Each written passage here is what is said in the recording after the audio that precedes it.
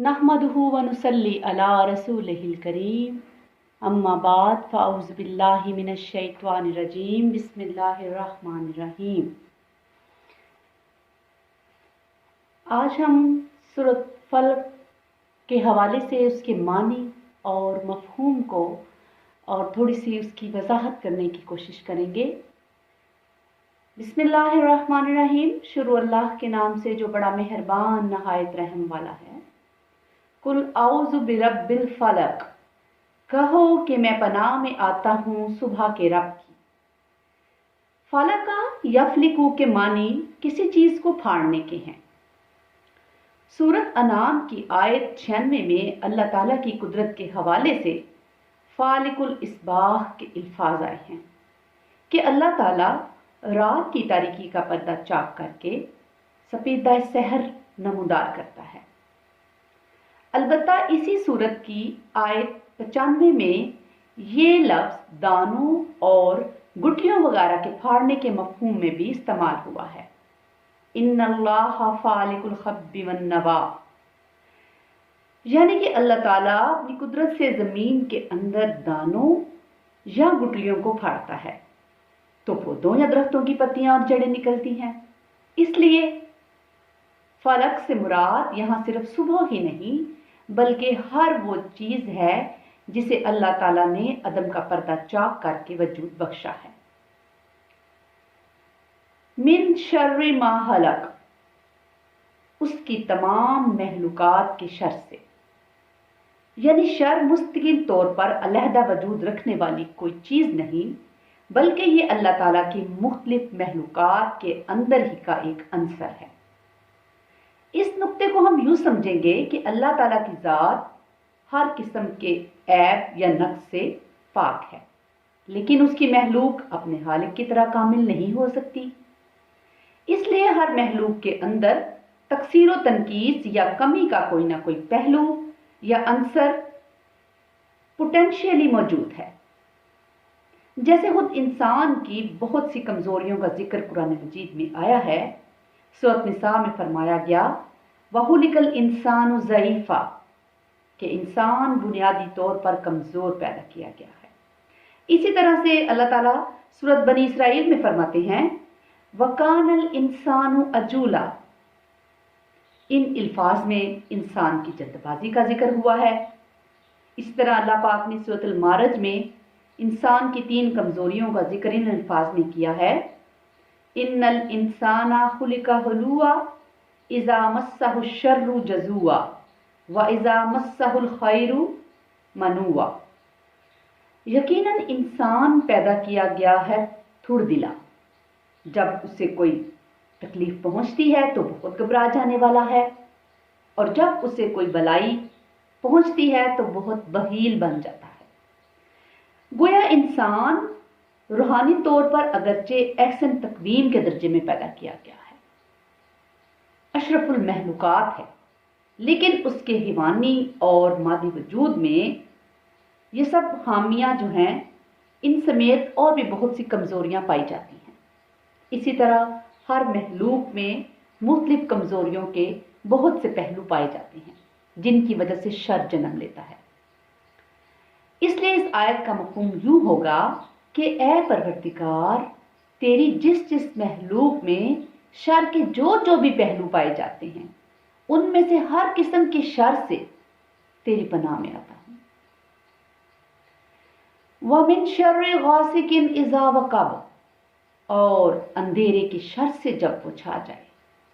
जाहिर है रात के अंधेरों में इंसानों, जिनों और तकलीफ पहुंचाने वाले जानवरों और कीड़ों मकोड़ों की सूरत में शर फैलाने वाले अनासर ज्यादा फाल और मुस्तैद हो जाते हैं। गोया रात का अंधेरा बजाते खुद एक बहुत बड़ा शर है जिससे बचने के लिए अल्लाह ताला की पनाह में आना जरूरी है। व मिन शर्रिन नफ्फासाति फिल उक़द, और उन औरतों के शर से जो गिरहें बांध कर फूंके मारती हैं, यानी वो तमाम टोने टोटके, तवीज, घंडे और सफली अमलियात जिनके जरिए से किसी इंसान को नुकसान पहुंचाने की कोशिश की जाती है। یہاں یہ نقطہ اچھی طرح سمجھ لینا چاہیے کہ کسی چیز کا موجود ہونا یا بفعال ہونا جو ہے اور بات ہے، اور اس چیز کا حلال حرام یا جائز ناجائز ہونا الگ بات ہے۔ مثلا جادو ایک حقیقت ہے لیکن کفر ہے، شراب اپنی ایک محسوس تاثیر رکھتی ہے لیکن حرام ہے، اسی طرح علم نجوم، پامسٹری جو ہاتھوں کی لکیروں وغیرہ کا علم ہے، اور سفلی عملیات کی حقیقت اور تاثیر سے انکار نہیں کیا جا سکتا۔ ظاہر ہے جب ہم اچھے وظائف و کلمات کی اچھی تاثیر کو مانتے ہیں تو ہمیں سفلی و شیطانی کلمات وغیرہ کی منفی تاثیر کا بھی اقرار کرنا پڑے گا، لیکن شریعت نے ہمیں ایسے علوم سے استفادہ حاصل کرنے اور ایسے علوم کی بنیاد پر کیے گئے دعووں پر یقین کرنے سے منع کر دیا ہے۔ ظاہر ہے اس طرح کی تمام چیزیں اللہ تعالیٰ کی اذن کے بغیر نہ تو مؤثر ہو سکتی ہیں اور نہ ہی کسی کو نقصان پہنچا سکتی ہیں۔ اس لیے ان کے شر سے بچنے کا آسان اور مؤثر طریقہ یہی ہے کہ انسان خود کو اللہ تعالیٰ کی پناہ میں دے دے، خود کو اپنے رب کے حوالے کر دے۔ وَمِن شَرِّ حَاسِدٍ إِذَا حَسَدَ، اور حسد کرنے والے کے شر سے بھی جب وہ حسد کرے۔ ظاہر ہے کہ جب ایک انسان کسی دوسرے انسان سے حسد کرتا ہے تو عین ممکن ہے کہ وہ اپنے حاسدانہ جذبات سے مغلوب ہو کر عملی طور پر بھی اسے نقصان پہنچانے کے در پہ ہو جائے۔ حضرت ابو ہریرہ رضی اللہ تعالی عنہ سے روایت ہے کہ رسول اللہ صلی اللہ علیہ وآلہ وسلم نے ارشاد فرمایا، العین حق، یعنی نظر لگ جانا برحق ہے، اس لیے حاسدانہ نگاہ بذات خود بھی منفی اثرات کی حامل ہو سکتی ہے، اس لیے حاسد کے شر سے بچنے کے لیے بھی اللہ تعالیٰ کی پناہ میں آنا ضروری ہے۔ بہرحال جادو ٹونے، تعویذ گنڈے، نظر بد وغیرہ کے اثرات اپنی جگہ مسلم ہیں۔